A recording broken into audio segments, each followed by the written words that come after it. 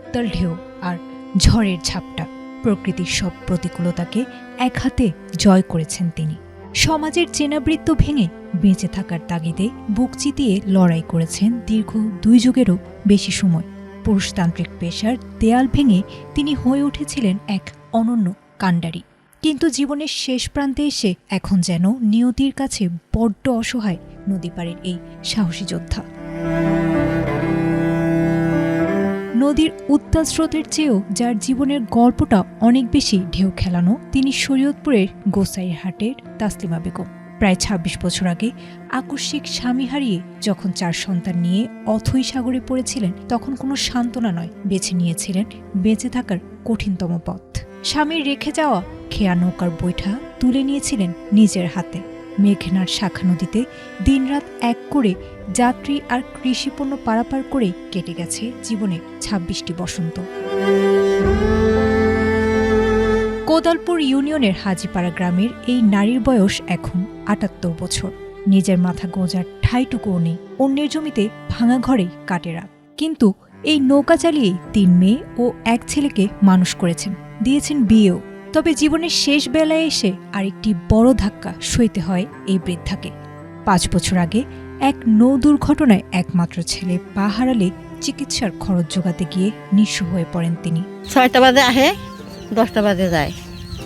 আর কি কাজ করে খাই বাবা, এই নৌকোই বাই পুতুই একটা প্রতিবন্ধী। এই জ্বর তুফান আহে, এটি বিদ্যা ভুজা এই নৌকা পায়। ওনার ছেলে প্রতিবন্ধী, এখন এই জ্বর বৃষ্টির ভিত্তে নৌকা একা। এখন যদি সরকার একটু সাহায্য করতো। আমরা পারাপার করি, কষ্ট হয় আমাকে যাইতে আইতে, কিন্তু এও কষ্ট করতে আছে, অনেক পরিশ্রম করে মহিলা মানুষ নৌকাটা বাইতে আছে। এখানে আমি ছোটোকালতেই দেখতে আসি এই চাষি নাও পাইতে আছে। না পাওয়ার পরে এক আমার চাষাই ছিল, ওই চাষাই হঠাৎ স্ট্রোক করে মারা গেছে। মারা যাওয়ার পরে আমার একটা ছোটো ভাই ছিল, ওই বাইরে হঠাৎ ডাকা গেছে নাও বাইতে ফেডারে তাগিদই। তখন ওই লঞ্চে বাইরের ফাওয়াটা গাড়িটা ফিরে গেছে।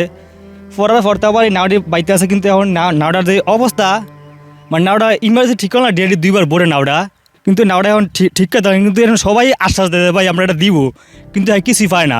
বাড়িঘর দেখে আসতে পারেন, বাড়িঘরের অবস্থা অনেক বেহাল। বয়সের ভারী শরীর এখন নুয়ে পড়েছে, হাত দুটো আর আগের মতো শক্ত করে বৈঠা ধরতে পারে না। অথচ এত বছর সমাজের সেবা করেও ভাগ্যে জোটেনি কোনো সরকারি বিধবা ভাতা কিংবা বিশেষ সাহায্য। আমি 25 বছর যেটা খাওয়া দিই, এই যা কষ্ট করি খাওয়া বাই খাওয়ার বেটারা যাই দেয় সেদিক দিয়েই চলি। না দেন ব্যাংকে রয়েছে, হয়তো আমার কথা দিনে 2বার করে ঘুরে জায়গা। আমি বেশি গরিব মানুষ, আমার দেখার মতন কেউ নাই গা। বিধবা মতো হয় না, বয়স্ক মতো হয় না, কোনো কিছুই হয় না। উপজেলা প্রশাসন অবশ্য আশ্বাস দিচ্ছে দ্রুত ব্যবস্থা নেয়ার। সামাজিক যোগাযোগ মাধ্যমে বিষয়টি নজরে আসার পর এই সংগ্রামী মায়ের পাশে দাঁড়ানোর প্রতিশ্রুতি দিয়েছেন উপজেলার নির্বাহী কর্মকর্তা।